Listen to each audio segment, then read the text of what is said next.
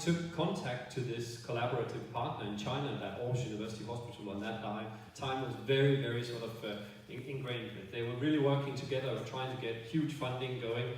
And you know, to begin with, I was trying to get a collaboration going where this genetic department at this partner hospital was going to tell me, you know, how many, you know, when you open up a collaboration, you want to be sure that there's actually something going on at the other hospital.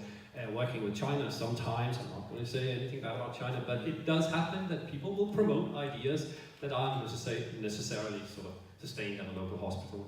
But they were quite eager. They told me, you know, come to our hospital. We want to explore how we deal with patients and families as well. We have the same problems. We're also doing this stuff. Maybe we can learn from each other.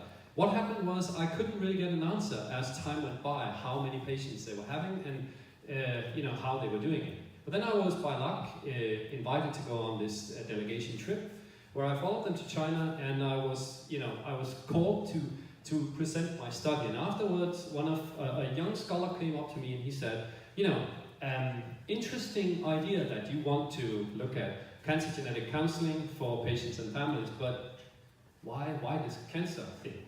Why cancer for patients and families? And at the time, I didn't really understand what was going on. And I said, well, you know, we're both doing the same kind of cancer genetics. And he kept on going. He said, well, I get e-transition. I get the whole genetic counseling idea, but you know, why not something prenatal? What does it have to do to cancer?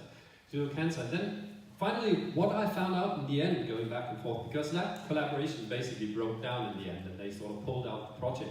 But what I found out was the biggest problem when I met my next collaborative partner. The problem was that the concept that we were missing when I was talking to my Chinese collaborative partner was the idea of patients and families. Because at that local hospital, this was an inconceivable idea that you would have families engaging. So, you know, I learned from that this was not only sort of a, you know, there are families, you know, there are some concepts that basically get lost in translation. And to explain to you, this was one of the main problems that I had to begin with, was the fact that the problem is not genetics, the problem was not practices, the problem was the wording of patients and families, because this was an inherent part of Denmark, and I thought this was what we were used to, sort of talking. But when it came to cancer genetic counseling, this was nonsensical, basically. So that was where we sort of broke down on each other, and I found a different hospital, and we ended up looking at cancer testing instead, and all of a sudden, cancer testing for individuals, and all of a sudden we could do a collaboration.